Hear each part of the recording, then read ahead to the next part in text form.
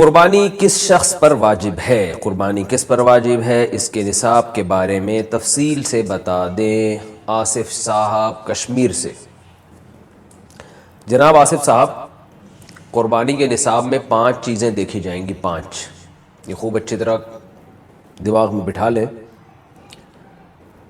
اور یہ 5 چیزیں کس دن دیکھی جائیں گی؟ بقرعید کی صبح صادق، یعنی 10 ذی الحجہ کی صبح صادق سے لے کر 12 ذی الحجہ کے غروب آفتاب، یعنی یہ جو 3 دن ہے نا قربانی کے، 10، 11، 12، ان 3 دنوں میں کوئی شخص صاحب نصاب ہو تو اس پر قربانی واجب ہے۔ صاحب نصاب کا مطلب کیا ہے؟ یہاں پر قربانی پر خوب سمجھ لیں۔ سونا ہو کسی کے پاس، یا چاندی ہو، یا مال تجارت ہو۔ تجارتی مال کا مطلب وہ چیز جو بیچنے کی نیت سے خریدی ہو، کوئی پراپرٹی ہے بیچنے کے لیے خریدی، دکاندار کا جو جتنا سامان دکان میں پڑا ہوتا ہے سب بیچنے کے لیے خریدا ہوتا ہے، کوئی کپڑا آپ نے خریدا تھا، خریدتے ہوئے بیچنے کی نیت تھی، تو یہ تجارتی مال کہلاتا ہے۔ چوتھی چیز ہے نقد رقم، کیش، یعنی جو بھی آپ کے پاس بینک میں یا جیب میں جو کیش اماؤنٹ پڑا ہوتا ہے، یہ 4 چیزیں ہو گئی۔ 5ویں چیز ہے ضرورت سے زائد سامان۔ ضرورت سے زائد سامان میں بہت تفصیل ہے، آسان اس کی ایک جو ہم اگر ضبط کر سکتے ہیں تو وہ چیز جو پورے سال بھی استعمال نہ ہوتی ہو، گھریلو چیزوں میں وہ چیزیں جو پورے سال بھی استعمال نہ ہوتی ہوں، جیسے کپڑے کوئی یا برتن ہے، ڈنر سیٹ ہے، پورے سال استعمال نہیں آتا۔ اسی طرح کوئی پراپرٹی پڑی ہوئی ہے جو نہ کرائے پر دی ہے آپ نے اور نہ آپ اس میں رہتے ہیں، وہ پراپرٹی بھی ضرورت سے زائد میں داخل ہے۔ تو یہ جو 5 چیزیں ہیں، کسی کے پاس یہ 5 چیزیں، ان کی جو ویلیو لگائی جائے گی تو ان 5 چیزوں کا مجموعہ اگر 52.5 تولہ چاندی کے برابر ہے، 52.5 تولہ چاندی آج کل 65-70 ہزار کے لگ بھگ ہے، نیٹ پہ سرچ کر لیے گا، تو کسی کے پاس یہ 5 چیزیں، یا 5 میں سے 4 چیزیں، یا 4 میں سے 3 چیزیں، یا 3 میں سے 2 چیزیں، یا کوئی ایک چیز 52.5 تولہ چاندی کے برابر ہے، اور یہ بقرعید کی صبح صادق سے لے کر ذی الحجہ کی 12 تاریخ کی غروب آفتاب سے پہلے تک رہتی ہے اس کے پاس، تو ایسے شخص پر، یعنی بقرعید کی صبح صادق کے وقت اس کے پاس یہ نصاب موجود تھا، اور یہ 13 تاریخ کی ذی الحجہ تک اس کے پاس یہ نصاب موجود رہتا ہے، تو وہ صاحب نصاب کہلائے گا۔ 13 تاریخ نہیں، 12 تاریخ، 10، 11، 12، 3 دن، تو وہ صاحب نصاب کہلائے گا اور اس پر قربانی واجب ہے، بشرطے کہ یہ جو 5 چیزیں یا 4 یا 3 یا 2 چیزیں میں نے بتائی ہیں، ان میں سے سب سے پہلے قرضہ مائنس کیا جائے گا، یعنی قرضہ مائنس کر کے 52.5 تولہ چاندی کے برابر بن رہا ہو۔ اسی طرح گیس بجلی کا بل جو ان کے اوپر لازم ہے وہ بھی اس میں سے، یا جو مہینے کا راشن آئے گا وہ بھی مائنس کیا جائے گا، جو گھر کا ضروری راشن ہوتا ہے نا وہ بھی مائنس کیا جائے گا۔ مائنس کرنے کے بعد اگر 52.5 تولہ چاندی کے برابر رقم بچ رہی ہے تو ایسے شخص پر قربانی واجب ہے، چاہے مرد ہو چاہے عورت ہو۔ تو عورت کیسے قربانی کرے گی؟ سونا خواتین کے پاس بہت ہوتا ہے، چاندی ہوتی ہے، چاندی نہیں بھی ہو تو سونے کے نصاب جو ہے اس کے ساتھ اگر 1 روپیہ بھی ہے تو وہ بھی 52.5 تولہ چاندی کی قیمت دیکھی جائے گی اس میں بھی۔ تو عورت کیسے قربانی کرے گی؟ اس کے پاس تو کیش نہیں ہوتے عام طور پہ، تو پورے سال جمع کرے، تھوڑے تھوڑے اپنی جیب خرچی سے بچایا کرے، یا سونا کو بیچ کر کرے۔ البتہ کسی کے پاس صرف سونا ہی ہے اور یعنی باقی 4 چیزوں میں سے کچھ بھی نہیں، 1 روپیہ بھی نہیں ہے، تو پھر 7.5 تولہ سونا جب تک نہیں ہوگا قربانی واجب نہیں ہوگی۔ یعنی سونے کے ساتھ اگر چاندی ہے یا پیسے ہیں یا تجارتی مال یا ضرورت سے زائد سامان ہے، پھر سونے کی ویلیو دیکھی جائے گی، سونے کو نہیں دیکھا جائے گا۔ لیکن اگر صرف سونا ہی ہے تو پھر 7.5 تولے سونے سے کم پہ نہ زکوٰۃ ہوتی ہے نہ قربانی ہوتی ہے۔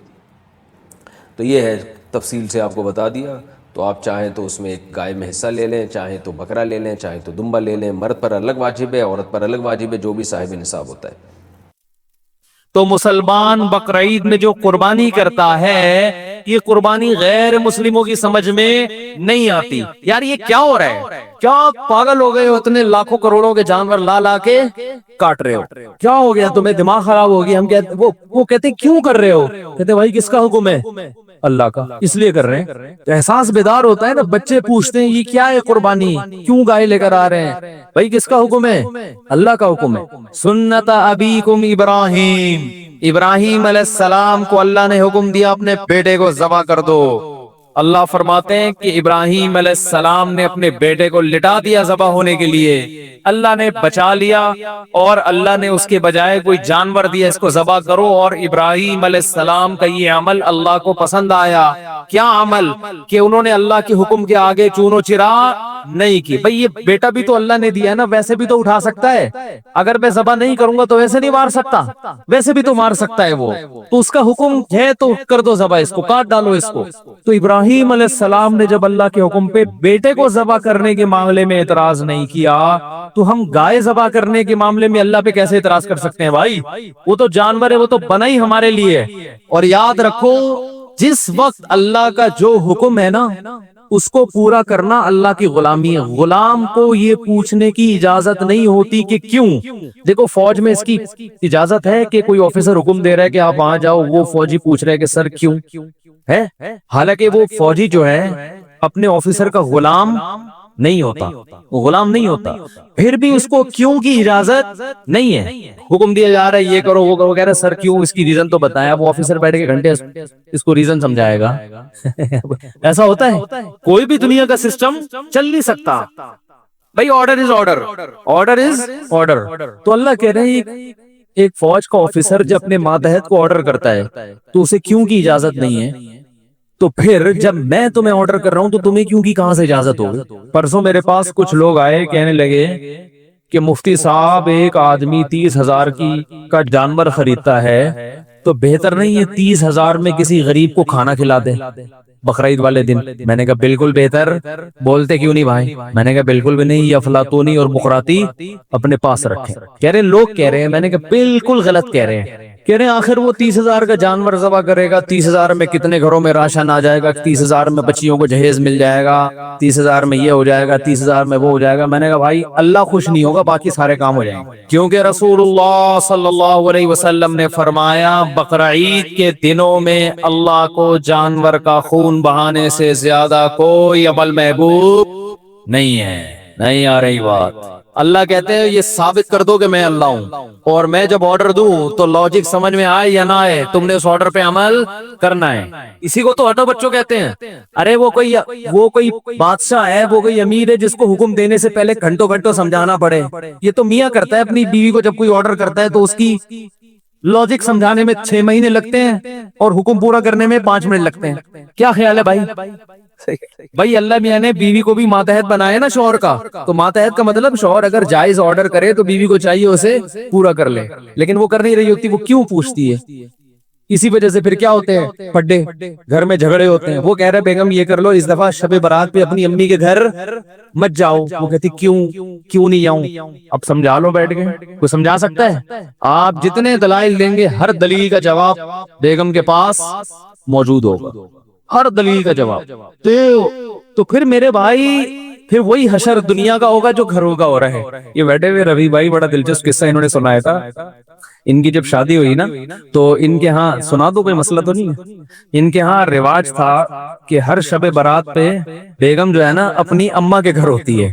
تو یہ مجھے بتا رہے ہیں میری وائف نے کہا کہ شب برات آنے والی ہے، میں اپنی والدہ کے گھر جا رہی ہوں۔ تو انہوں نے کہا نہیں بھائی آپ یہیں رہو۔ انہوں نے کہا ہمارے ہاں یہ دستور ہے کہ شب برات پہ بیٹیاں والدین کے گھر ہوتی ہیں۔ تو انہوں نے کہا کہ اب سے شب برات پہ بھی، عید پہ بھی، عید الاضحیٰ پہ بھی، 27ویں رات کو بھی یہ دستور کیا ہو گیا ہے، ہمیشہ کے لیے چینج ہو گیا۔ اور اب آپ کہاں ہوا کریں گی؟ ایسا ہی تھا نا، یہ اسی سے ملتے جلتے کوئی ڈائلگ تھے۔ تو سختی نہیں کرنی چاہیے بھیج دو شب، کوئی مسئلہ نہیں ہوتا۔ ایک میں مثال دے رہا ہوں کہ آرڈر چلتا گھر میں کسی کا نہیں ہے، کیونکہ جہاں آپ نے آرڈر دیا اور وجوہات بیان کرنا شروع کر دی کہ اس کی ریزن یہ ایکچولی حکم، تو اس کا مطلب اب وہ آرڈر رہا نہیں ہے، وہ ایک مشورہ بن گیا ہے کہ اگلے کی سمجھ میں آئے تو عمل کر لے، نہیں آئے تو عمل نہ کرے۔ تو اللہ میاں نے میاں کو مشیر نہیں بنایا، مشورہ دینے والا۔ اللہ نے عورت کو کہا ہے کہ جائز باتوں میں اس کی مانو، سمجھتے ہو کہ نہیں سمجھتے ہو تو ماننا پڑے گا۔ وہ مانتی ہے نہیں آج کل، وہ یہ اپنی ذمہ داریاں پوری نہیں کرتا، وہ اطاعت نہیں کرتی، تو یہ سیٹ اپ چل رہا ہے۔ تو خیر، تو اللہ یہ چاہتے ہیں کہ مجھے مانو کہ میں کیا ہوں، میں آرڈر دے سکتا ہوں جس کی کوئی ریزن بولو بھائی نہ ہو۔ اب عقل تو یہ کہتی ہے کہ بھائی اس 30,000 میں کسی غریب کو کھانا کھلا دو تو انسانیت کو فائدہ زیادہ ہے۔ کسی غریب لڑکی کو جہیز دے دو تو انسانیت کو فائدہ زیادہ ہے. یہ کر دو وہ کر دو یوں کر دو ایسا کر دو تو فائدہ زیادہ ہے. اللہ کہہ رہے ہیں کہ نا نا نا نا نا نا. اس وقت سب سے بڑی عبادت کیا ہے؟ بولو بھائی، جانور کاٹنا. ہر بال کے بدلے میں نیکی دوں گا. اے اللہ 3 دن میں جب کروڑوں جانور کٹیں گے تو یہ تو گوشت ایک دم اتنا زیادہ گوشت تو نہیں کھا سکتے نا لوگ. اللہ فرماتے ہیں یہ تمہاری ہیڈک ہے کہ اس گوشت کو کیسے اسٹور کرنا ہے، کیسے ڈسٹریبیوٹ کرنا ہے. مجھے کیا چاہیے؟ جانور ذبح ہونا چاہیے. جانور کٹے. حج کے موقع پہ تو کتنے جانور کٹتے ہیں، ان کو ٹھکانے لگانا کتنا مشکل کام ہے. اچھا اے اللہ تو نے اگر جانور ہی کٹانا ہے ہم سے تو ہمیں یہ بتا دے کہ اتنے لاکھ جانور کاٹنے ہیں، لیکن پورے سال میں ایک ایک کر کے کاٹتے رہنا تاکہ گوشت کی قیمتیں بھی صحیح رہیں اور جانور کے گوشت کو ٹھکانے لگانا بھی ہمارے لیے کیا ہو جائے؟ آسان. جیسے میں نے قربانی کرنی، انہوں نے قربانی کرنی، تو ہم کیا کریں بھائی؟ دیکھ لیں پاکستان میں اتنے کروڑ لوگ قربانی کریں گے تو یہ روز ایک ایک یعنی اتنے ہزار روزانہ جانور کٹیں گے تو تاکہ ڈسٹریبیوشن میں کیا ہو جائے گی؟ آسانی. کیونکہ 3 دن میں اتنا جانور کٹ جاتا ہے کہ اس کو ٹھکانے لگانا بڑا مشکل ہوتا ہے نا. تو اللہ نے فرمایا نا نا نا، اس کی تمہیں اس افلاطونی اور بقراتی کی تمہیں اجازت، افلاطون بننے کی اجازت نہیں. اے اللہ یہ جانور ہلاک ہو رہا ہے، اس سے تو جانور کی نسل ختم ہوگی ہے بھائی. اتنے جانور کٹیں گے، کتنے جانور پیدا کتنے ہوتے ہیں؟ گائے سال میں کتنے بچے دیتی ہے؟ ایک بچہ دیتی ہے، بلکہ میرے خیال ہے 2 سال میں ایک، یہ سال میں ایک بچہ دیتی ہے. اور کٹتے کتنے ہیں؟ کتنے جانور کٹ رہے ہوتے ہیں. بکری ایک بچہ دیتی ہے، کٹتے کتنے بکرے، اور پھر پورے سال کتنے کٹتے ہیں. تو اللہ فرماتے ہیں یہ تمہارا ہیڈیک. بولو بھائی، ان کی کمی کو پورا کرنا یہ تمہارا ہیڈیک نہیں ہے، تم آرڈر کے پابند ہو. اس لیے بھائی قربانی کیا کرو بڑھ چڑھ کے، اور اس قربانی میں بڑے فائدے کیا ہیں. دیکھو اللہ تعالیٰ نے ہمیں جو دین اور مذہب دیا نا وہ فطرت کے بہت قریب ہے. اس میں آرٹیفیشل کچھ نہیں ہے، مصنوعی کچھ نہیں ہے. غیر مسلموں کی جو عیدیں ہیں نا ان میں خوشی کا کوئی سبب نہیں ہوتا، بلا وجہ خوشی منائی جاتی ہے زبردستی. سمجھ رہے ہو؟ جیسے جو برتھ ڈے پہ خوشی منائی جاتی ہے نا، خوشی ہوتی نہیں ہے، ویسے ہی آدمی سیلیبریٹ کر رہا ہوتا ہے، ورنہ اس میں کوئی خوشی کی بات تھوڑی ہے. اور بھائی ایک آدمی 5 جنوری کو پیدا ہوا، اگلے سال 5 جنوری آ گیا، بھائی مبارک ہو آپ کی برتھ ڈے ہے، آپ کی خوشی کا دن ہے. کس بات کی خوشی ہے بھائی؟ جس دن پیدا ہوا تھا اس کی تو خوشی تھی کہ آج میں پیدا ہو گیا. اب 1 سال میرا گزر گیا ہے تو یہ وہ خوشی ہے؟ زندگی میں 1 سال کیا ہو گیا؟ کم ہو گیا. وہ خوشی تھوڑی ہے. جیسے جیسے اب عمر بڑھے گی آپ کا 1 سال کم ہوتا چلا جائے گا. ہاں اس بات کی خوشی ہو کہ آج آپ جوان ہو گئے، 15 سال کے ہو گئے، ماشاءاللہ صحت مند ہو گئے، چلو ٹھیک ہے. تو وہ 5 جنوری کی تھوڑی ہوا ہوگا، وہ تو جس دن بالغ ہوا اس دن خوش جوان ہو گیا، ہمارا بچہ منڈا جوان ہو گیا، یہ کہتے ہیں نا لوگ. چلو اس بات کی خوشی ہے. اب 50 سال کا ہو گیا، اب 51 سال کا ہوگا تو اور زیادہ غم ہونا چاہیے. 52 سال کا ہو گیا تو اور زیادہ غم کہ اب تو بھائی اب تو قبر کے قریب جا رہے ہیں. لیکن بلا وجہ کیک کاٹ کاٹ کے خوشی منائی جاتی ہے، ہوتی نہیں ہے. یہ آرٹیفیشل خوشی ہے کہ خوش ہونے کا کوئی سبب ہے نہیں. ہاں 1 سال کے آپ ہوئے اور فرشتے نے کہا 6 سال کی گارنٹی مل گئی ہے، نہیں مرو گے، پھر بھی خوشی ہے. باس پہ کبھی خوشی نہیں ہوتی. خوشی ہمیشہ کس پر ہوتی ہے؟ فیوچر کا سوچ کے. اگر 1 سال کے آپ ہوئے اور فرشتے نے کہا 1 سال کا جو بھی ہوگا وہ مزید 1 سال تو لازمی زندہ رہے گا، پھر تو ٹھیک ہے. تو ماضی کا سوچ کے تھوڑی ہوتی ہے. اسی طرح جو ہندوؤں کی دیوالی ہے، خوشی کا کوئی سبب موجود نہیں ہوتا کہ بھئی کیا کس بات کی خوشی منائیں. کرسمس منائی جاتی ہے مصنوعی طور پر، خوشی کا کوئی سبب ہے نہیں. وہ کہہ سکتے ہیں آج حضرت عیسیٰ علیہ السلام پیدا ہوئے تھے، وہ پیدا تو 2000 سال پہلے ہوئے تھے نا، وہ تو ہو گئے نا، اب تھوڑی پیدا ہو رہے ہیں. یار کیا ہو گیا، سمجھ میں کیوں نہیں آ رہا بھائی؟ وہ تو 2000 سال پہلے پیدا ہوئے تھے نا، اب تھوڑی پیدا ہو رہے ہیں. 12 ربیع الاول کو لوگ خوشی مناتے ہیں کہ بھئی آج نبی پیدا ہوئے تھے، تو آج تھوڑی پیدا ہوئے تھے. اول تو 12 ربیع الاول تاریخ پیدائش ہے نہیں، لیکن فرض کر لو ہے بھی تو آج تھوڑی، وہ تو 1400 سال پہلے پیدا ہوئے تھے. آپ کہہ سکتے ہیں ڈیٹ تو وہی ہے نا بھئی، سال وہ نہیں ہے. کیا خیال ہے؟ بالکل چینج ہو چکا ہے، دن اور سال سب چینج ہو چکا ہے. میں نے آپ کو اللہ نہ کرے قرضہ دے دیا مولوی صاحب، اور میں نے کہا کہ 5 جنوری 2021 کو مجھے واپس چاہیے. آپ 2030 میں آ رہے ہو 5 جنوری کو، مجھے غصہ آئے گا کہ نہیں آئے گا؟ میں کہوں گا میں نے 5 جنوری 2021 بولا تھا، آپ کہنے ہے تو 5 جنوری نا. ارے وہ 5 جنوری 2021 کا بولا تھا اور آپ لا رہے ہو 2030 میں، تو 9 سال کا فرق آ گیا. تو حضرت عیسیٰ علیہ السلام تو بھائی 2000 سال پہلے پیدا ہوئے تھے، وہ دن تھوڑی ہے 25 دسمبر کو. تو یہ خوشی منانے پر گورنمنٹ کی طرف سے کوئی پابندی نہیں، کسی بھی ٹائم ابھی منا سکتے ہیں آپ، اللہ گلہ شروع کر دیں، خوش ہو جائیں. تو لیکن اسلام کی جو عیدیں ہیں نا اس میں خوشی منانی نہیں پڑتی، آٹومیٹیکلی خوشی ہوتی ہے. عید الفطر میں خوشی کس بات کی؟ 1 مہینہ روزے رکھے ہیں بھوکے پیاسے، اب اللہ کی طرف سے کھانے کی اجازت مل گئی. 1 مہینہ کسی کو بھوکا رکھو اور بولو پابندی ہٹ گئی آپ پر، خوش ہوگا کہ نہیں ہوگا؟ خوشی نہیں بھی منائے پھر بھی خوش. ارے بولتے کیوں نہیں یار، ہوگا نا خوش. روحانی خوشی بھی جسمانی بھی. روحانی یہ کہ اللہ نے اتنی بڑی ذمہ داری پوری کروا دی، رمضان کے روزے رکھوا لیے، تراویح پڑھوا لی، ثواب ہمارے اعمال میں لکھ دیا گیا. ہٹو بچوں کام ہو گیا، آخرت میں انشاءاللہ بخشش کا ذریعہ بن گیا. اس کی بھی خوشی ہوتی ہے انسان کو، اور اس کی بھی کہ کھانے کی چھٹی مل گئی. ورنہ آپ دیکھو یار، صبح ناشتہ نہ ہو آدمی کا سارا دن موڈ خراب رہتا ہے. ایسا ہے کہ نہیں ہے؟ گٹکے والے کو گٹکا مل گیا، پان والے کو اب پان مل گیا، سٹے والے کو سٹے کی اجازت ہو گئی. نہیں تو جو اچھی غذائیں ہیں، ورنہ بھوکے پیاسے کچھ بھی کام نہیں ہوتا. ہمیں تو معلوم ہے نا رمضان میں کیسے 10-11 بجے کیسی عجیب سی کنڈیشن ہوتی ہے، عجیب مرجے سے بجے سے منہ ہوتے ہیں، ہر آدمی پہ ہر ایک سے لڑنے کا دل چاہ رہا ہوتا ہے. تو یہ جو چھٹی ملی ہے کھانے پینے کی، عید کا دن نہ بھی ہوتا خود بخود خوشی ہوتی کہ بھائی شروع میں کئی دن تک انسان ڈرتا ہے، پانی پیتے ہوئے سوچتا ہے روزہ تو نہیں، ارے نہیں ہے روزہ، پی لو بھائی.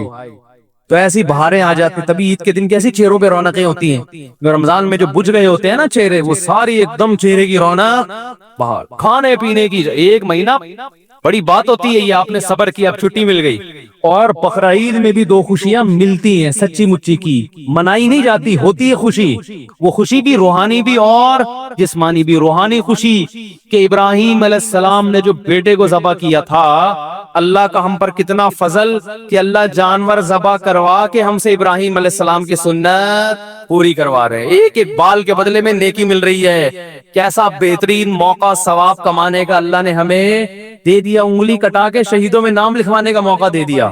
یہ روحانی خوشی ہوتی ہے. اور جسمانی خوشی گوشت، اتنا گوشت پورے سال کھانے کو نہیں ملتا، اور اتنا تازہ، اور وہ گوشت جس میں روحانی برکت بھی اللہ کے نام پہ ذبح ہوا، اللہ کے لیے، اللہ کے حکم پہ، اللہ کی طرف سے ضیافت. یہ کام تو ہٹو بچوں ہو گیا کہ نہیں ہو گیا؟ آپ کسی کی بھی ضیافت قبول کرتے ہو، چاہے وہ دال چاول کھلا رہا ہو، نسبت کا بڑا فرق ہوتا ہے. او بھائی یہ دال چاول ایس ایچ او صاحب کے گھر سے آئے ہیں، 20 لوگوں کو بتائے گا نا، او بھائی آج ایس ایچ او صاحب کے گھر سے دال چاول آئے تھے، یہ گٹکا کمشنر صاحب نے دیا ہے. گٹکے پہ فخر کرتے ہیں لوگ. تو بقرعید کے دن ہمیں فخر کس بات پر ہے؟ ہم نے تو ذبح کر کے اللہ کو دے دیا، اللہ کا ہو گیا. اب اللہ نے فرمایا فَكُلُوا مِنْهَا، کھاؤ. یہ اللہ کی ملکیت میں چلا جاتا ہے. اب کس کی طرف سے ضیافت ہے؟ اللہ کی طرف. کھاؤ. فَكُلُوا مِنْهَا وَأَطْعِمُوا الْبَائِسَ الْفَقِيرَ، فرمایا خود بھی کھاؤ، غریبوں کو بھی کھلاؤ، رج کے کھاؤ، رج کے. اور اللہ اس دعوت میں اتنا حساس ہے، جیسے کوئی غیرت مند جب دعوت کرتا ہے نا تو کہتا تمہارے باپ کو بھی کھانا پڑے گا. ایسا ہوتا ہے کہ نہیں ہوتا؟ بھائی آپ قبائلی علاقوں میں جائیں نا تو آپ کتنا ہی پیٹ بھر کے جائیں، جب آپ کے پی کے میں جائیں گے تو آپ یہ نہیں کہہ سکتے کہ میں نے کھانا کھایا ہوا ہے. وہ کہیں گے بھائی ہماری غیرت کے خلاف ہے، مہمان آیا بھوکا چلا گیا، تیرے باپ کو بھی کھانا پڑے گا. ایسا ہوتا ہے کہ نہیں ہوتا؟ بھائی غیرت ہے یار، مہمان آیا بھوکا چلا گیا، یا ہمارے گھر سے نہیں کھایا، کھانا پڑے گا. تو بھائی اللہ سے زیادہ کسی میں غیرت ہو سکتی ہے؟ اب مہمان کے پاس آپ میزبان کے پاس گئے، ایک معقول عذر ہوتا ہے آپ کے پاس، آپ نے اگر نہیں کھانا تو آپ بول دو بھائی میرا کیا ہے، روزہ ہے، یہ بول سکتے ہو نا. اب وہ زبردستی تو نہیں کھلائے گا یار، اب مولوی صاحب سے روزہ کون توڑوائے گا. جائز ہے ایسے موقع پہ روزہ توڑنا، نفلی روزہ، لیکن عام طور پہ لوگ توڑواتے نہیں ہیں کہ چلو یار سارا دن رکھا ہوا ہے اب ہم ان کا روزہ خراب کریں. یہ ایک ایسا عذر تھا جو قابل قبول سمجھا جاتا ہے. بھائی آج تو مولانا صاحب کا روزہ ہے، تو یہ عذر بقرعید کے دن کیا جا سکتا تھا کہ اللہ آج میرا روزہ ہے، تیری طرف سے ضیافت ہے، لہذا میں ایکسکیوز کر رہا ہوں. میں کیا کر رہا ہوں؟ ایکسکیوز کر رہا ہوں، اس بیس پہ میں نہیں کھا رہا. تو اللہ نے اس دن روزہ رکھنے کو کیا کر دیا؟ بولتے کیوں نہیں بھائی؟ حرام. یہ بتانے کے لیے روزہ حرام کر دیا کہ تمہارے باپ کو بھی کھانا پڑے گا. کیا اس انداز ہے یار, کتنا مبارک گوشت ہے. یہ تو گوشت نہ بھی ہوتا میرے بھائی, یہ تو دال چاول بھی ہوتے تو بڑا مبارک تھا. کہ نسبت کس طرف ہے؟ اللہ کی طرف. اللہ نے کیا کر دیا؟ گوشت. اور اب سوال پیدا ہوتا ہے, اللہ جب اپنے بندوں کی ضیافت کر رہا ہے تو گوشت سے کیوں کر رہا ہے؟ اللہ کہتا ہے بقرعید والے دن ابراہیم علیہ السلام کے نام پر تاجروں پر واجب ہے کہ 10 چاول کی بوریاں غریبوں میں تقسیم کریں, خود بھی کھائیں, پبلک کو بھی کھلائیں.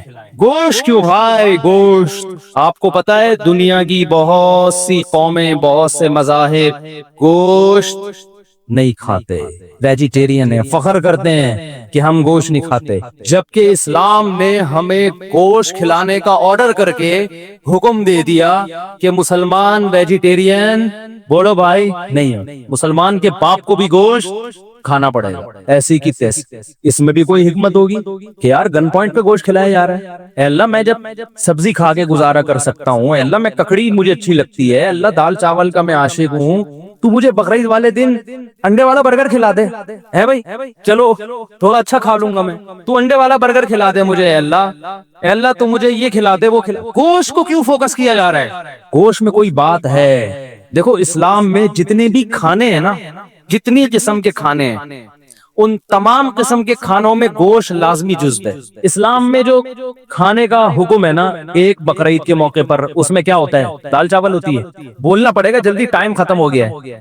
گوشت. دوسرا کھانا اسلام میں ولیمہ, کیونکہ وہ شادی کے موقع پر ہے, جس سے آپ لوگوں کو بہت پریشانی ہوتی ہے, لیکن اسلام نے کہا کہ جب بھی شادی کرو اولم ولیمہ لازمی کرو, چاہے دوسری شادی ہو, تیسری ہو, چوتھی ہو. اس میں بہت سی حکمتیں کی ہے کہ جب آپ یہ بتاؤ گے کہ میں الحمدللہ اپنے کام پہ کیا ہوں, مطمئن ہوں, شرمندہ بالکل بھی نہیں. تو اولم ولو بشاتن, اگرچہ ایک بکری کیوں نہ ہو. یہ نہیں نبی نے فرمایا ولیمہ لازمی کرو, چاہے پان کے پتے کھلا دو کسی کو, چاہے دال چاول کھلا دو کسی کو. یہاں بھی کیا ہے؟ ارے بول لو یار, گوشت.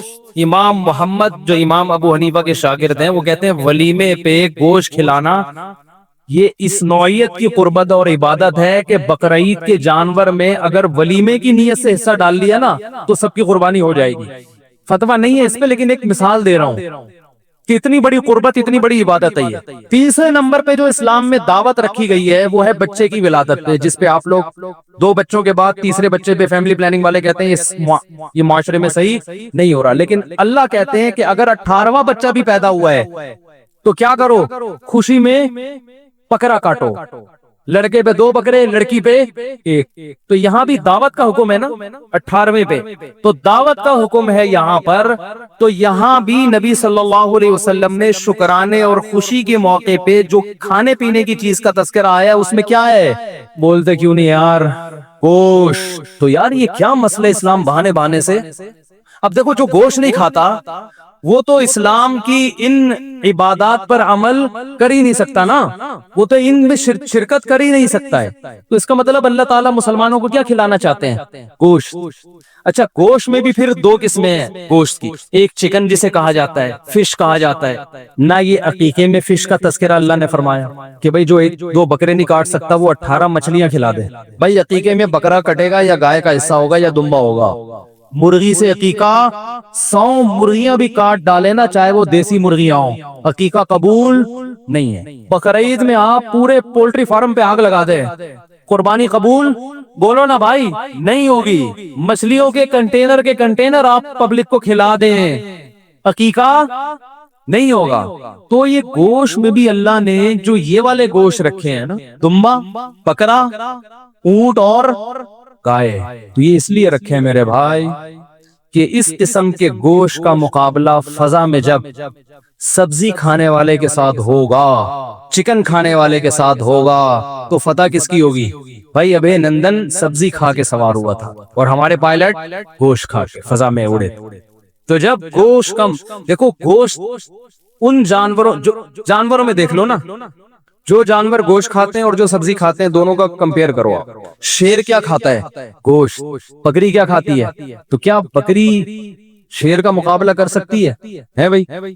शेर की धाड़ देखो, वाघा बॉर्डर जाए ना आप, दोनों तरफ की धाड़ें सुने, आपको सब्जी और गोश्त का फर्क वाज़े नजर आएगा। धार से पता चल जाएगा कौन कोफ्ते खा के आया है और कौन टमाटर खा के आया है, और टमाटर बंद करने की धमकियां दे रहा है। यानी उनकी नजर में टमाटर की इतनी वैल्यू है कि हमने उनका पायलट गिरफ्तार किया तो टमाटर बंद करने की धमकियां दी जा रही हैं, तो बंद कर दो टमाटर। लेकिन हम कहते हैं अल्लाह का वास्ता, ये जो बकरीद में जानवर आ रहे हैं ना कटने के लिए, ये बंद मत करना। हम टमाटर के बगैर जिंदा रह लेंगे, गोश्त के बगैर हम जिंदा नहीं रह सकते।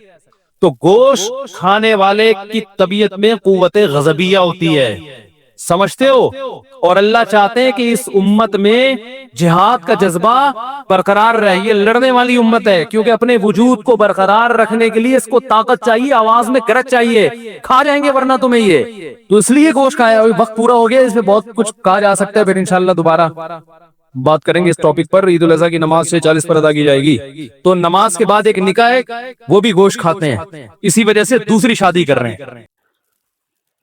नबी सल्लल्लाहु अलैहि वसल्लम का इरशाद है कि तुम उस वक्त तक मोमिन नहीं हो सकते जब तक आपस में मोहब्बत ना करो। आपस में बोझ, कीना, नफरतें, ये चीजें इंसान को जन्नत से दूर कर देती है।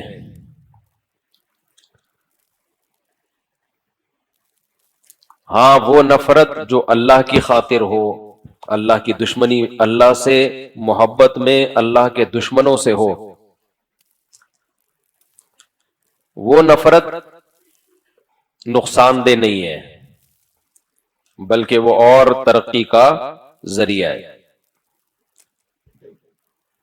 लेकिन एक नफरत वो है जो गलत फहमियों की बेस पे होती है, बदगुमानियों की बुनियाद पे होती है, हसद की बुनियाद पे होती है।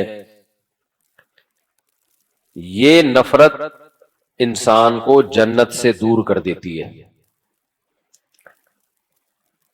इसी वजह से इस्लाम ने उन तमाम कामों का हुक्म दिया जिन कामों के करने से हमारे आपस के रिलेशन मजबूत होते हैं, और उन तमाम कामों से अल्लाह ने मना किया जिनके करने से हमारे आपस के रिलेशन कमजोर होते हैं। मैं समझा पा रहा हूं अपनी बात?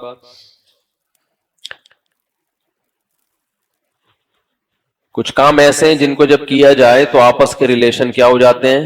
मजबूत। और कुछ काम ऐसे हैं जिनको जब किया जाए तो आपस के जो मजबूत रिलेशन भी हैं वो भी टूट जाते हैं।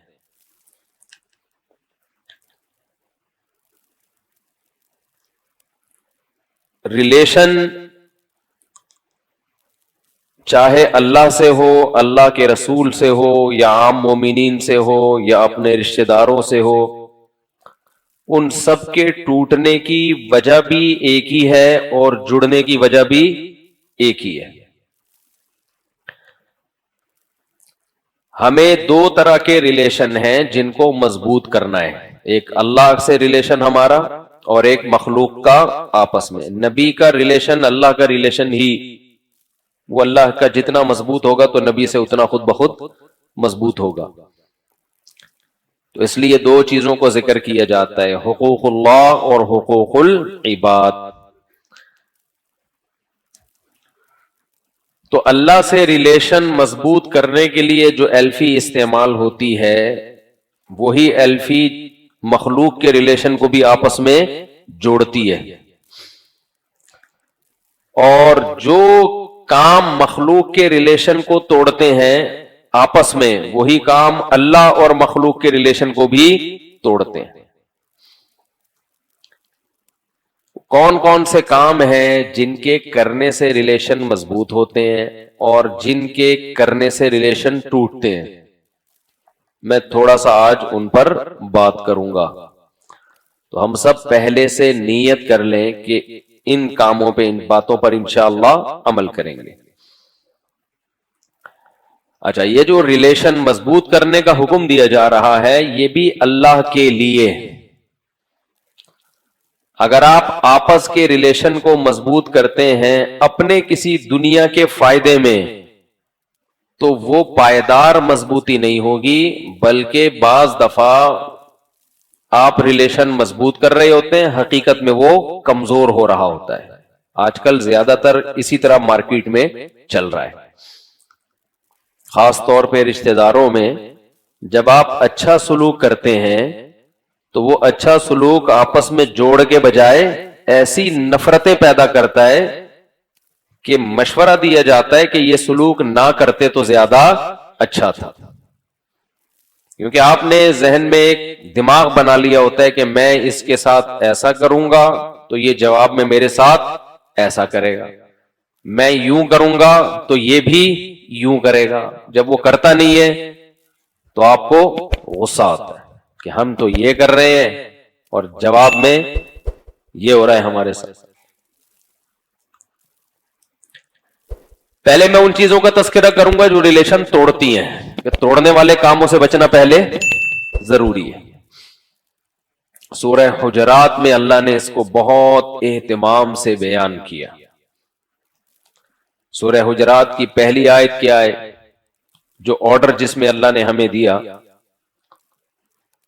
لا ترفعوا اصواتكم فوق صوت النبي ولا تجهروا له بالقول كجهر بعضكم لبعض،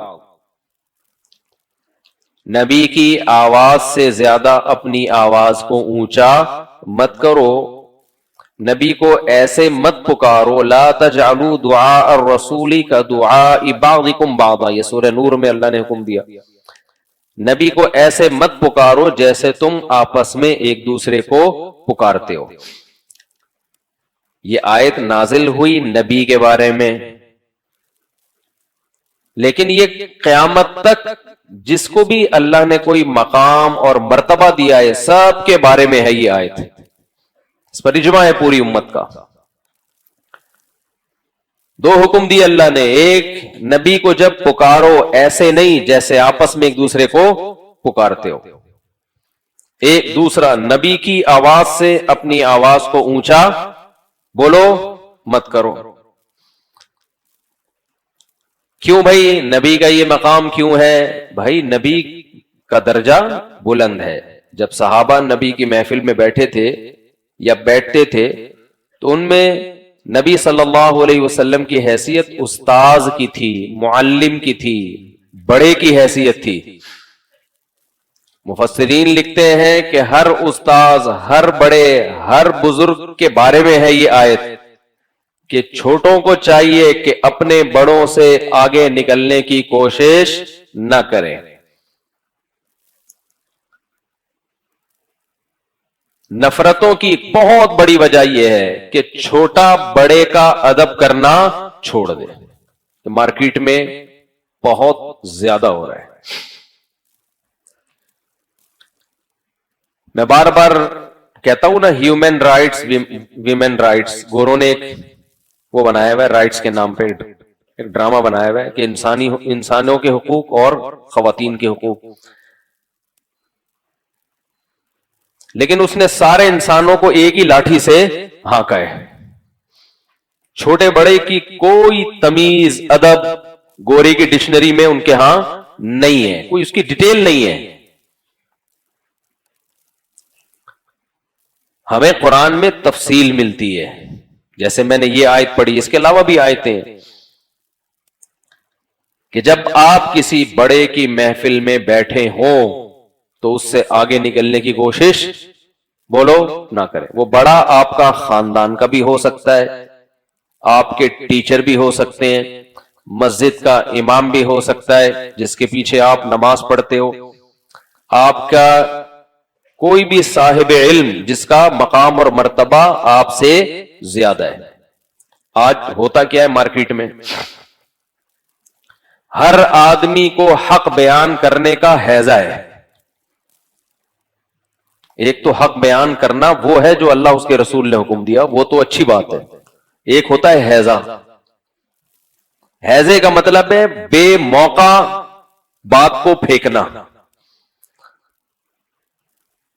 موقع ہے نہیں, آپ سے کوئی مشورہ نہیں لے رہا, آپ سے کوئی پوچھ نہیں رہا, آپ نے اپنی ٹانگ سب سے اونچی رکھی ہوئی ہے, بے موقع مشورہ نہیں لیا جا رہا, لیکن آپ بغیر مشورے لیے لوگوں کو مشورے, اپنے بڑوں کو خاص طور پہ دے رہے ہیں. اور جب سامنے والے کو غصہ آتا ہے کہ بھائی تو اپنی اوقات دیکھ, تو بھائی حق بیان کرنا میرا فرض ہے. جب بے موقع حق بیان کیا جاتا ہے, اس حق کے بیان کرنے سے معاشرے کی اصلاح نہیں ہوتی, بلکہ معاشرے میں فساد پیدا ہوتا ہے, آپس میں نفرتیں پیدا ہوتی ہیں, اگلے کو یہ خیال آتا ہے کہ یہ مجھے نیچا دکھانا چاہتا ہے. صحابہ کرام کی مجلس میں جب کم عمر صحابہ بیٹھا کرتے تھے, احادیث سے یہ بات ثابت ہے, جب بڑوں کی کانورسیشن ہوتی تھی تو وہ جو عمر میں کم تھے وہ بیچ میں ان کو ٹوکتے نہیں تھے. ہاں کوئی بڑے جب پوچھتے کہ آپ کی اس کے بارے میں کیا رائے ہے, پھر وہ بتاتے. آج ہر آدمی کو بے موقع بولنے کا شوق ہے, وہ چاہتا ہے سب سے زیادہ کون بولوں, کون بولے, میں بولوں, مجھ سے پوچھو. چپ رہنا جانتے ہی نہیں ہے.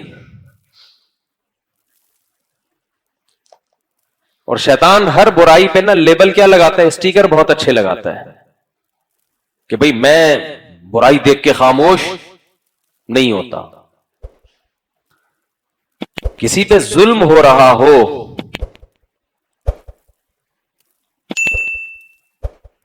ظلم ہو رہا ہو نا کسی کے اوپر, اس میں بھی پہلا اسٹیپ یہ ہے کہ آپ سب کے سامنے کسی کو رسوا نہ کریں, الگ لے جا کے سمجھائیں. آخری حد اس میں یہ کہ پھر جیسے تیسے ہو ظالم کا ہاتھ روکنے کی کوشش کریں. نارملی جو نہیں علی المنکر ہے تو اس میں آپ کو اپنے بڑے کو رسپیکٹ دینی پڑے گی. ابراہیم علیہ السلام کے واقعے سے ہمیں یہی سبق ملتا ہے, یا ابتی لم تعبد ما لا يسمع ولا يبصر ولا يغني عنك شيئا. دنیا میں شرک سے بڑا کوئی جرم ہو نہیں سکتا, اور صرف شرک نہیں بلکہ بت بنائے جا رہے ہیں, اس سے بڑا کوئی جرم ہو نہیں سکتا.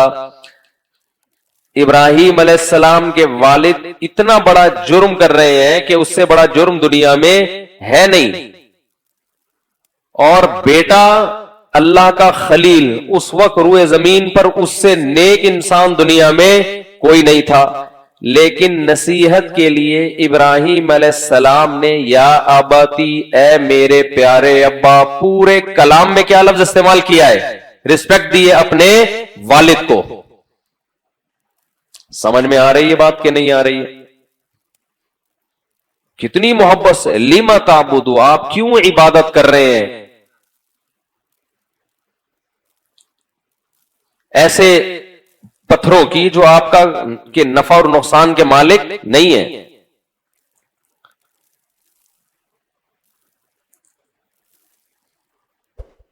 پورا سورہ مریم کا پورا رکوع اٹھا کے دیکھیں نا, کیسی محبت سے نصیحت. اور جب ابا نے دھمکیاں دینا شروع کر دی, لَأَرْجُمَنَّكَ وَهْجُرْنِي مَلِيًّا, ابا کا ریپلائی کیا آ رہا ہے, دھمکیاں, کوئی دلیل سے جواب نہیں. ابا کہہ رہے میں پتھروں سے مار کے ہلاک کر دوں گا اے ابراہیم تجھے. پھر بھی ابراہیم علیہ السلام کی پیشانی پر لکیریں بولو نہیں آ رہی, بلکہ جواب میں کیا کہہ رہے ہیں, سلام علیک, آپ پر اللہ کی سلامتی ہو. سأستغفر لک ربی, اسباب کی دنیا میں تو نا امید ہو گیا کہ آپ کی بخشش ہو, لیکن اللہ سے دعا تو کی جا سکتی ہے, میں اپنے رب سے آپ کے لیے دعا مانگوں گا. انہ کان بی حفیہ, مجھ پر تو وہ رحم کرے گا نا, مشرک پر رحم نہیں کرتا, مجھ پر تو کرے گا, تو میری دعا سے اللہ کیا کرے گا, آپ کی بخشش. بعد میں اللہ نے خود ہی پابندی لگا دی کہ مشرک باپ کے لیے آپ کو دعا کرنے کی اجازت نہیں ہے. میرے پاس لوگ آتے ہیں نا, میرے ابا یوں, میرے ابا یوں, تو میں پھر کہتے ہیں کہ میں نے تو سنا دی اپنے باپ کو، کھری کھری سنا دی اس نے. اسٹائل دیکھو بھائی. کہہ رہے ہیں آپ کو پتا ہے تیرے بھائی کا میٹر جب گھومتا ہے میں تو نہ باپ کو دیکھتا ہوں نہ ماں کو دیکھتا ہوں. یہ اسٹائل ہوتا ہے. مفتی صاحب ہمارا جب میٹر گھومتا ہے میں نہیں دیکھتا سامنے میرا باپ ہے یا میرا دادا ہے. تو میں ان سے کہتا ہوں گدھا بھی یہی کچھ کرتا ہے. جب وہ چیختا ہے پورا ساؤنڈ اندر لے جا کے اسپیڈ کے ساتھ نکالتا ہے. اس کا بھی ایک فلسفہ ہے. خیر، تو جب وہ ساؤنڈ کھینچ کے پورے پاور کے ساتھ نکالتا ہے، ذرا سی بات کو گدھا کتنی بدتمیزی کے ساتھ پیش کرتا ہے. سب جانوروں کو بھوک لگتی ہے، کوئی نہ کوئی پرابلم ہر جانور کے ساتھ ہوتی ہے. بلی میاؤں میاؤں کرے گی، گھوڑا ہلائے گا تھوڑا سا، گائے بھیں بھیں کر جائے گی. لیکن وہی پرابلم جب گدھے کے ساتھ ہوتی ہے تو پوری سوسائٹی کو پرابلم میں ڈال دیتا ہے. اتنی بڑی پرابلم ہوتی نہیں ہے، ایسے چیختا ہے پورے پریشر کے ساتھ. تو وہ دیکھتا ہے کہ سامنے میرا باپ کھڑا ہے یا میرا ماموں کھڑا ہے یا میرا چاچا کھڑا ہے بھائی، یا پبلک کے آرام میں خلل واقع ہوگا، لوگ جاگ جائیں گے، ڈر جائیں گے، بچے رو جائیں گے. یہ دیکھتا ہے گدھا. بولتے کیوں نہیں بھائی، آپ تو انسان ہو ماشاءاللہ. ہے یہ دیکھتا ہے؟ نہیں دیکھتا. تو جو یہ کہا کرے نا میرا جب میٹر گھومتا ہے میں نہیں دیکھتا کہ سامنے کون ہے، آپ فوراً بول دیا کریں یار آج پتہ چلا آپ کیا ہو، گدھے ہو. یہ بول دیا کریں اس کو، محبت سے بولے، چیخے نہیں. اس کو بولے یار اچھا آئی سی، او آئی سی، کہہ رہے آج مجھے پتا چلا کہ آپ کیا ہو، گدھے ہو. میں نے بہت دفعہ دیکھا ہے کہ بعض مجلس میں علماء بیٹھے ہوئے ہیں، بڑے لوگ بیٹھے ہوئے ہیں، درمیان میں کوئی نوجوان بولتا رہے گا بیچ میں. تو یہ بہت بری حرکت ہے. خاندان کے بڑے جب بیٹھے ہوئے ہیں، وہ باپ دادے ماں یہ سارے بڑے ہیں نا، آپ سے جب پوچھا جائے تو اپنی رائے پیش کر دیں، ورنہ کیسے رہیں بھائی، چپ چپ بیٹھنا یہ ٹریننگ کا کام ہے، ورنہ یہ آسان نہیں ہے. اس کی ٹریننگ ہوتی ہے خانقاہوں میں. حضرت مفتی محمد شفیع صاحب، حضرت مفتی تقی عثمانی صاحب کے استاذ، ان کے پاس ایک شخص رہا کرتا تھا، بہت بولتا تھا ہر وقت. ہمارے اکابر کی عادت رہی ہے کہ جو اپنی اصلاح خود نہیں چاہتا تو زبردستی اس کی اصلاح نہیں کرتے، اس میں پھر فائدہ نہیں ہوتا اس سے. وہ جب محفل ہوتی وہ چپڑ چپڑ چپڑ چپڑ بولتا رہتا ہے، پٹر پٹر. تو حضرت بھی سنتے رہتے، ادھر سے سنتے ادھر سے نکال دیتے. اللہ کی قدرت کے وہ پھر حضرت سے بیعت ہو گیا، حضرت مفتی شفیع صاحب رحمہ اللہ سے اصلاحی تعلق قائم کر لیا. جب بیعت ہوا ہے تو اس کا خیال یہ تھا کہ اب مجھے معمولات بتائیں گے، یہ بتائیں گے، اور مجھے مزید بولنے کی، یہ میں اپنی طرف سے وہ پیش کر رہا ہوں کہ یعنی حالات سے ایسا ہی لگتا ہے نا ایسے لوگوں کی، اب مجھے مزید بولنے کی ترغیب دیں گے کہ تم جب بولتے ہو بہت اچھا بولتے ہو، جتنا بول رہے ہو اسپیڈ بھی بڑھاؤ اور مقدار بھی بڑھا دو، کوانٹٹی بھی کوالٹی بھی بڑھا دو. کوالٹی کا مطلب یعنی اسپیڈ بڑھاؤ اس کی. تو جیسے ہی وہ جب بیعت ہوا نا تو کہنے لگا حضرت اب مجھے مرید ہونے کے بعد احکام بتائیں. فرمایا زبان کیا کر لو، بند، چپ چپ بولو نہیں، کہیں بھی بیٹھو سنو، بس بولنے کو فوکس، بولو مت کرو، چپ بیٹھو. آج چپ بیٹھنا بہت مشکل ہے. کمنٹس میں لوگ اوٹ پٹانگ، جب تحقیق نہیں ہے مت کمنٹس کرو کسی چیز، نہ کسی کو اچھا کہو نہ کسی کو برا. جب تک تحقیق نہیں ہے کیا ضرورت ہے اپنی رائے دینے کی. بولے بھائی ہمیں معلوم، وہ لال گائے کا آ رہا ہے نا اسرائیل کا، کتنے لوگ مجھ سے پوچھ رہے ہیں لال گائے لال گائے. میں کہ بھائی مجھے تحقیق نہیں ہے، جب نہیں ہے تو میں کیوں ایسے ہی بلا وجہ لال گائے پیلی گائے. ہاں بہت سو کو ہے، میں یہ نہیں کہہ رہا کہ مجھے نہیں ہے تو کسی کو بھی نہیں ہے، بہت سو کو ہوگی تحقیق، وہ رائے دے رہے ہیں، نہ مجھے ان کے صحیح ہونے کا پتا نہ مجھے ان کے غلط ہونے کا. تو ہر ٹاپک میں ٹانگ گھسیڑنا یہ اچھا کام نہیں ہے. اور افسوس کی بات یہ ہم پاکستانیوں میں زیادہ ہے، یہ بولتے رہیں گے بلا وجہ. سیاست کا الف بے نہیں پتا، اس میں ٹانگ اڑائیں گے، وہ فلاں یہ ہے، وہ یہ کر رہی اسٹیبلشمنٹ، یہ کر رہی ہے، پھر آگے سے حکومت یہ کر رہی ہے, پھر آگے سے وہ فلانا یہ کر رہا ہے. ابے تجھے کیا پتا ہے, تو صبح پراٹھا کھایا تھا, تو نے انڈے دکان سے جا کے خریدے ہیں, تو نے تجھے اپنے وہ کیا, مجھے وہ لطیفہ یاد آتا ہے, پھر کیا کروں. وہی ہے نا, ایک بچہ اسکول نہیں جاتا تھا, ابا نے بولا کہ بیٹا علامہ اقبال کون تھے؟ کہہ رہا ابا پتہ نہیں. بیٹا لیاقت علی خان کون تھے؟ بیٹا کہتا ہے پتہ نہیں. ابا کہتا ہے کم بخت اسکول جا تو پتہ چلے نا. پھر بچہ کہتا ہے ابا وسیم بھائی کا پتہ ہے؟ کہہ رہے نہیں. غفار کا پتہ ہے؟ کہہ رہے نہیں. ابا گھر میں رہو تو پتہ چلے نا. گھر میں رہو تو گھر کی خبریں ہونا. گھر کی خبر نہیں ہوتی, پورے ملک کے ایک ایک چپے کی ہر شخص کو خبر ہے. جن کو ہے خبر ان کا حق بنتا ہے کہ وہ رائے دیں. میجورٹی کو کچھ بھی پتا نہیں ہوتا, پھینکے جا رہے ہیں فلاں کے اتنی کروڑوں کی جائیدادیں بنا لی. ابے تو نے کدھر دیکھ لیا فلاں نے اتنی جائیدادیں بنا لی؟ ٹک ٹاک پہ دیکھ رہے ہو تم یار, فیس بک پہ دیکھ کے تبصرے کر رہے ہو. فلاں کی بچی, فلاں گورنمنٹ کا بہت بڑا آفیسر ہے, اس کی بچی بکنی میں گھوم رہی ہے. ایک ایسے ہی کسی آفیسر پہ الزام لگا کہ اس کی بچی بکنی میں سوئمنگ پول میں نہا رہی ہے نا. فیس بک پہ تصویریں چلیں, بہت وائرل ہوئی. ہماری اس سے ملاقات ہوئی, ہم نے کہا یار ایک اسلامی ملک کے آپ ایک شخص ہو اور بچی آپ کی بکنی میں. کہہ رہے خدا کی قسم میری بیٹی کوئی ہے ہی نہیں, مجھے اللہ نے بیٹی دی نہیں. اتنا پروپیگنڈا, اتنا گند ہے. آپ کہہ سکتے ہیں بھائی تو وضاحتی بیان دے دیتا. وہ کہہ رہے کدھر دوں وضاحتی بیان, چلتا ہی نہیں ہے. منفی چیزیں پھیلتی ہیں, وضاحتی بیانات نہیں پھیلتے. تو نفرتیں پیدا کرنے میں ایک بہت بڑا ذریعہ کس بات کا ہے کہ آپ اپنا مقام دیکھے بغیر آپ بات کرنا شروع کر دیں. اس سے بڑے کو یہ احساس ہوتا ہے. اکثر میں نے گھروں میں دو بھائیوں کی جو لڑائیاں دیکھی ہیں, بڑے بھائی کو چھوٹے بھائی سے کوئی چڑ ہو جاتی ہے تو ہو جاتی ہے یقیناً, وہ ہر بات میں چھوٹے کو ذلیل کرنے کی کوشش کر رہا ہوتا ہے. لیکن جب آپ ان کی ہسٹری میں جاؤ گے نا تو پتا چلتا ہے کہ یہ چھوٹا بڑے کو رسپیکٹ نہیں دے رہا, یہ ہر جگہ اپنی ٹانگ اونچی رکھنے کی کوشش کر رہا ہے, جس سے بڑے کے دل میں ایسی نفرت پیدا ہوئی ہے کہ اب وہ جائز ناجائز کا فرق دیکھے بغیر اس کو رسوا کرنے میں لگا رہتا ہے. جب بڑا بول رہا ہو چھوٹا اگر خاموش رہے تھوڑی دیر کے لیے تو اس سے بڑا فائدہ ہوتا ہے. باپ بول رہا ہو تو اولاد کیا ہو جائے, باپ سمجھا رہا ہوتا ہے, بیٹا بیچ میں وہ اپنی ٹانگ لے آتا ہے بیچ میں. اسی طرح شوہر سمجھا رہا اور بیگم بیچ میں بولنا شروع کر دیں تو کس کی کھوپڑی گھومتی ہے؟ پھر آدمی کی کھوپڑی گھومتی ہے کہ سربراہ میں ہوں اور ٹانگ کون اڑا رہا ہے ہر بات میں.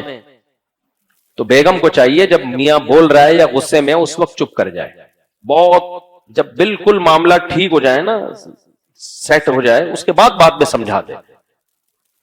ہر بات اس موقع پہ کہنا نقصان دہ ہوتا ہے. لیکن میں نے بتایا نا جب تک یہ زبان کو کنٹرول نہیں کریں گے تو اس وقت تک مسائل حل نہیں ہوں گے. آج جب ہم اصلاح کرنے کے لیے جاتے ہیں تو جو ہمارا طریقہ ہوتا ہے اصلاح کا, اس طریقے میں اصلاح کم اور فساد زیادہ ہو رہا ہوتا ہے. تو یہ تو ایک ہے. بس ایک اور میں بات بتا کے بس بیان ختم کرتا ہوں. یہ سب چیزیں نفرتیں پیدا کرتی ہیں گھروں میں. تو خلاصہ اس کا یہ نکلا کہ چھوٹے کو چاہیے کہ وہ بڑے کو کیا دے بھائی, ریسپیکٹ دے. اور ریسپیکٹ کا ایک طریقہ قرآن نے بیان کیا ہے کہ بڑے کی موجودگی میں چھوٹا نہ بولے. ہم یہ نہیں کہہ رہے ظلم ہونے دیں, اس وقت نہ بولے, بعد میں کسی اور طریقے سے تمیز سے یا کسی بڑے کے ذریعے اس کو سمجھا دے کہ بھئی یہ مناسب نہیں ہے, یہ غلط ہے, یہ صحیح ہے وغیرہ وغیرہ. دوسرا قرآن نے کیا حکم بیان کیا, لا یسخر قوم من قوم عسى ان يكونوا خيرا منهم. کوئی قوم کسی قوم کا مذاق نہ اڑائے. یہ چیز بھی نفرتیں پھیلانے کا بہت بڑا ذریعہ بنتی, آگ لگا دیتی ہے. یہ آپ نے کسی قوم کا نام لے کے لطیفہ سنایا, کسی قوم پہ لطیفہ فٹ کیا, ایسی نفرت پھیلتی ہے. دیکھو صحابہ کے بارے میں قرآن کہتا ہے الف بین قلوبکم, اللہ نے تمہارے دلوں کو جوڑ دیا. وہ جڑے ہوئے تھے تو کیا ہوا ہے کہ ایک قبیلے نے اپنے قبیلے کا حوالہ ریفرنس دے دیا دوسرے قبیلے کے سامنے, ہم تو فلاں ہیں. دوسرے قبیلے نے کہا کہ ہم فلاں ہیں, اور دونوں قبیلوں میں جنگ چھڑنے والی, دونوں پیغمبر کے پیچھے نماز پڑھتے ہیں, دونوں کی قربانیاں دونوں نبی صلی اللہ علیہ وسلم کو آخری نبی سمجھتے ہیں, دونوں صحابہ ہیں, لیکن قبیلوں کا نام آنے سے, قوم کے نام آنے سے وہ صحابہ, وہ اصحاب رسول جو جن کے رحماء بینہم ہونے کی گواہی قرآن دے رہا ہے, ان کی تلواریں نکلنے لگیں. نبی صلی اللہ علیہ وسلم کو پتا چلا تو آپ نے یہ جنگ بند کروائی اور فرمایا دعھا فانھا منتنا, قوم پرستی, قوم کا نام لے کے دوسری قوم, یہ حدیث کا مفہوم بیان کر رہا ہوں, دوسری قوم کو نیچا دکھانا کہ ہم تو فلاں ہیں, ہم تو فلاں قوم کے ہیں, یہ کام آپ نے فرمایا یہ بدبودار ہے, یہ زمانے جاہلیت کے دعوے ہیں, اسلام میں ان دعووں کی کوئی گنجائش بولو نہیں ہے. پھر قرآن کی آیتیں نازل ہوئی ہیں, وَاعْتَصِمُوا بِحَبْلِ اللَّهِ جَمِيعًا وَلَا تَفَرَّقُوا, اللہ کی رسی کو مضبوطی سے تھامو, آپس میں لڑائیاں مت کرو. اللہ کی رسی کیا ہے؟ انما المؤمنون اخوۃ, مومنین آپس میں کیا ہے بھائی؟ بھائی ہیں, چاہے پٹھان ہو, پنجابی ہو, بلوچی ہو, سرائکی ہو. آج کتنی باتیں ہو رہی ہوتی ہیں, وہ ابے وہ تو وہ قوم ہی ایسی ہے, وہ قوم ہی ایسی ہے, اور اسی قوم کے سامنے بات کر رہے ہوتے ہیں, اگلے کے دل میں نفرت کی انگارے بھڑک رہے ہوتے ہیں. کوئی دعوت جو تمہیں قوم پرستی کی طرف لے کر آئے اس کو کبھی بھی پروموٹ بولو نہیں کرو. دیکھ لو نا, جب قوم پرستی کا نعرہ لگائے سوائے قتل و غارت کے اور ظلم کے کچھ بھی حاصل نہیں ہوا. تو یہ چیز بھی کیا پھیلاتی ہے بھائی؟ نفرت. اور ایک اور بات کر کے بس بیان ختم کرتا ہوں, وقت پورا ہو گیا. دیکھو یہ قوم پرستی کی نفرت ختم کرنے کا نا اللہ نے ایک بہترین ذریعہ مرد کو کثرت نکاح بھی دیا ہے. بہت ٹپیکل موضوع ہے. ہمارے نبی نے جو اتنی زیادہ شادیاں کی ہیں نا, اس کی ایک بڑی حکمت پتہ ہے کیا تھی؟ مختلف قبیلوں سے ریلیشن, تاکہ وہ قبیلے آپ سے دشمنی ختم کر دیں. عرب میں سسرال کی بڑی, دامادوں کی بڑی عزت ہوتی تھی. نبی نے حضرت ابو سفیان کی بیٹی سے نکاح کیا, کیونکہ ابو سفیان اسلام کے دشمن, جب سے نکاح کیا اس وقت سے دشمنی میں کمی. ہمارے محلہ تھا وہاں ہاکسبی روڈ کی طرف نیول کالونی میں نا, تو وہاں ہمارے محلے کی کسی لڑکی کی شادی ہو گئی کہیں ناظم آباد میں. تو ہمارے ایک دوست تھے, بڑے مزاحیہ باتیں کرتے تھے. انہوں نے کہا کہ بھائی اب اس کا ہمیں احترام کرنا ہے, یہ ہماری کالونی کا وہ بن گیا ہے, برادر نسبتی بن گیا ہے. آپ اندازہ لگائیں کہ ایک جنگ کے موقع پر بہت سارے یہودی قید ہوئے, بہت سارے یہودی. نبی صلی اللہ علیہ وسلم نے ان کے قبیلے کی خاتون تھی حضرت صفیہ, ان سے نکاح کر لیا, ان کو آزاد کروا کے. جب نکاح کیا ہے نا, صحابہ کے کسٹڈی, صحابہ کے پاس جتنے اس قوم کے غلام تھے صحابہ نے سب آزاد کر دیے کہ اس قوم کی عورت ہمارے نبی کی زوجہ بن چکی ہیں. نہیں آئی میرا خیال ہے بات کہ بھئی اس قوم کی, اب یہ قوم جو ہے نا ہمارے نبی کا سسرال بن چکا ہے, اور نبی کے سسرالیوں کو غلام بنانا یہ ہماری غیرت کے خلاف.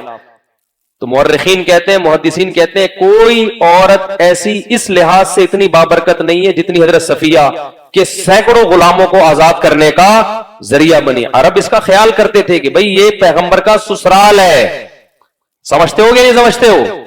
تبھی میں کہتا ہوں حضرت معاویہ کے خلاف جو لوگ بھونکتے ہیں وہ پیغمبر کو خوش نہیں کر رہے. حضرت معاویہ نبی صلی اللہ علیہ وسلم کے برادر نسبتی. حضرت معاویہ کی بہن کس کے نکاح میں ہے؟ نبی کے نکاح میں ہے. تو ان کا تو خلاف بولنا بنتا ہی نہیں ہے, نبی کے سسرال ہے. اور اس بارے میں صحیح حدیث ہے ابو داؤد کی, فرمایا ان حق الذی کرم به الرجل ابنته او اخته, سب سے زیادہ قابل احترام وہ ہے جس کی بہن یا بیٹی تمہارے نکاح میں ہے. نہیں آئی میرا خیال. تو مختلف قوموں میں شادیاں کرنے سے بھی قوموں کی نفرتیں بولو ختم. اب آپ نے کسی قوم میں شادی کی, آپ نے اس کے مذاق اڑایا, سسرال تھوڑی چھوڑے گا, بولے گا تیری ایسی کی تیسی ہے بھائی, ہم نے تمہیں بیٹی اس لیے دی ہے, ہم نے تمہیں بہن اس لیے دی ہے کہ تم ہماری قوم کا مذاق اڑاؤ. اس سے انسان کا ظرف بھی بڑھتا ہے. تو مختلف قوموں میں شادیوں کا بھی رواج بولو, یہ جو ہم بنا کے بیٹھتے ہیں, پٹھان پٹھان میں ہی شادی کرے گا, مہاجر مہاجر میں ہی شادی کرے گا, سرائکی سرائکی میں ہی شادی کرے گا, پنجابی پنجابی میں ہی شادی کرے گا. ابے چھوڑو یار, مسلمان کہاں شادی کرے گا؟ مسلمان انسان کا بچہ ہونا ضروری ہے. بس کوئی بھی قوم ہو سب سے پہلے کیا دیکھنا ہے؟ انسان کا بچہ ہے یا نہیں. سیدوں میں یہ بڑا مسئلہ آج کل آ گیا ہے. लड़कियों को बिठा बिठा के बुढ़ा कर देते हैं कि हम सैयद हैं तो सैयदों में ही करनी है। ओ भाई, वो सैयद अगर कोई ना बेनमाजी है, वो बदअखलाक है, उससे बेहतर वो गैर सैयद है जो दीनदार है। मेरे पास कई केसेस आ चुके हैं, लड़कियां 45 साल की लड़की हो गई, हम चूंकि सैयद हैं, हम गैर सादात में नहीं करते, जर्सियों में कर देंगे। सैयदों में तो आजकल हर तरह के लोग हैं। ठीक है, आपको अगर कोई सैयद नेक शरीफ मिल रहा है तो हम कहते हैं चलो तरजीह दे दो, पैगंबर का नसब है, लेकिन लड़की की उम्र निकालते चले जाना। तो ये कौम परस्ती की वजह से लड़कियों की उम्रें बर्बाद हो गई, मर्द बर्बाद हो गए। बाज दफा मुआशका हो जाता है, एक कौम के मर्द है, दूसरी कौम की लड़की है, दोनों का मुआशका हो गया। माँ बाप अना का मसला कि हम अपनी कौम के अलावा देते नहीं है, परंपरा है। इससे भी मोहब्बतें नहीं फैलती, इससे क्या फैलता है भाई? नफरतें। तो अल्लाह नफरतें पसंद करते हैं, ये मोहब्बतें।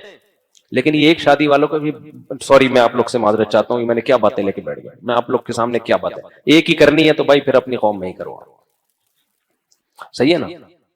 ये तो उनकी है जो जिनका ज़र्फ क्या होता है। हमारे नबी ने 9 बीवियां रखी है ना, एक फला कबीले में, एक फला कबीले में, एक फला कबीले में, एक अपनी कजन से भी की आपने, एक शादी अपने करीबी रिश्ते से भी की, और बाकी सारी मुख्तलिफ कबाइल में। तो ज़र्फ बढ़ता है इंसान का, कौमों को समझने का मौका मिलता है। नफरतें क्या होती हैं? कम होती हैं। दुश्मनियां क्या होती हैं भाई?